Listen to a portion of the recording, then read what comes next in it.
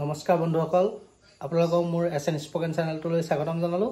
যেহেতুকে আপোনালোকে গম পাইছিলে যে আমাৰ সিএমসাই কৈ আছিল 10 অক্টোবৰ আমাৰ ৰিজাল্ট দিব কি পোষ্টৰ ৰিজাল্ট দিব আমাৰ অসম পুলিচৰ কোন কিটা পোষ্টৰ ৰিজাল্ট দিব অসম পুলিচৰ গেট 4 বা এনেকুৱা ধৰণৰ কামাণ্ডো সকলৰ আৰু এসআই সকলৰ কোন পোষ্টৰ মানে ৰিজাল্ট দিব তাৰ নটিচ আহি গল কিছু সময় আগতে আজি 7 তাৰিখ যেহেতু আজি 7/10/2025 তাৰিখে আজি কিছু সময় আগত নটিচখন আহিছে সেই নটিচখন আপোনালোকক দেখাব লৈছো আৰু আপোনালোকে গম পাইছে যেহেতু আমাৰ 10 তাৰিখে যেহেতু ৰিজাল্ট দিবই আৰু যেহেতু এবিওবি ৰিজাল্টৰ ডেট এতিয়ালৈকে উল্লেখ কৰা নাই আৰু মই আপোনালোকক নটিচখন দেখাবলৈ চেষ্টা কৰিছো কি পোষ্টৰ ৰিজাল্ট কেতিয়া দিব আপোনালোকে চাই লওক যেহেতু গম পাইছে আপোনালোকৰ আমাৰ গেট 4 যিসকল আছিল যেহেতু মই গেট 4 ভিডিও বনাই থাকো কাৰণে আপোনালোকক এই আপডেটটো দিবলৈ চালো যেহেতু 14 বৰ্গ কৰ্মচাৰী আমাৰ অসম পুলিচে হওক বা কামাণ্ডো বেটেলিয়নে হওক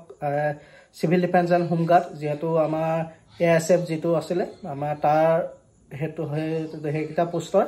বা হেকিটা ট্ৰেডৰ সকল ধৰণৰ পোষ্টৰ ৰিজাল্টৰ ডেট আহি গল যেহেতু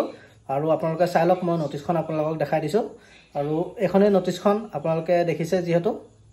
নটিচখন উল্লেখ কৰা আছে ধক কোন পোষ্টৰ ডেট যেহেতু লিখা আছে সব আপোনালোকে 10/10/2025 তাৰিখে আমাৰ সকলো ৰিজাল্ট দিব মাজত মাত্ৰ 3টা দিন আছে যেহেতু 3টা দিনৰ পিছত আপোনালোকৰ যেহেতু 11টা বজাত 10 তাৰিখে 11টা AM যেহেতু আপোনালোকৰ আমাৰ ৰিজাল্ট সমূহ দিব যেহেতু আপোনালোকে কোনে কোৱালিফাই কৰিছিলে কামাণ্ডো সকলৰ সাইকোমেট্ৰিক টেষ্টে হওক বা আৰু সাব ইন্সপেক্টৰ 144টা পোষ্ট সকলো ধৰণৰ পোষ্টৰ আৰু আমাৰ যেটো 10টা এছডিআৰএফৰ যেটো 10টা পোষ্ট আছিল কুকমেনৰ সকলো ৰিজাল্ট আমাৰ 10 তাৰিখে দিব আপোনালোকৰ এখন নটিচখন আপোনালোকে দেখিছে আৰু বিশেষ আৰু নাই মই নেক্সট ভিডিওত আপোনালোকক জনাম আৰু এই ভিডিওটো আপোনালোকক দেখাবলৈ চেষ্টা কৰিলো যে আমাৰ 10 তাৰিখে কি পোষ্টৰ ৰিজাল্ট দিব আমাৰ অসম পুলিচৰ যেহেতু হেহে তো আপোনালোকক দেখাবলৈ চেষ্টা কৰিলো আৰু এয়াই আজিলৈ ভিডিওটো ইমানে আৰু তো আপোনালোকে যদি কিবা